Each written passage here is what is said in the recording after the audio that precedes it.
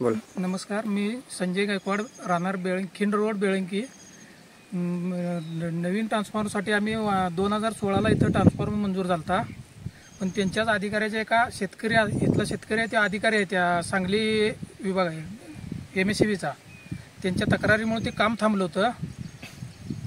ज्या शेतकऱ्यांनी तक्रार दिली त्याच वेळी त्या शेतकऱ्यांनी तक्रार मागे घेतलेली आहे, तरी देखील या महावितरणच्या दुर्लक्षपणामुळे हे काम झालेलं नाही. या ट्रान्सफॉर्मरवर जवळजवळ 29 शेतकरी आहेत, पण जुना ट्रान्सफॉर्मर आहे त्याची परिस्थिती एकदम बिकट आहे. एक दिवसाला 10 ते 12 वेळा फीस घालावं लागते. तिथं 3 फेज लाईट व्यवस्थित चालत नाही, त्यामुळं ॲडिशनल ट्रान्सफॉर्मर 2016ला मंजूर झाला होता पण वारंवार प्रत्येक ह्याच्या पाठीमागे आम्ही केले प्रयत्न करून पण हे ट्रान्सफॉर्मर अजून पण काम झालेलं नाही. जुना जो ट्रान्सफॉर्मर आहे तो दिवसातून 4 ते 5 वेळा फीस जाते. महावितरणचे अधिकारी टायमावर येत नसल्यामुळे आम्हाला ती जीव धोक्यात घालून ती फीस घालावी लागते स्वतः.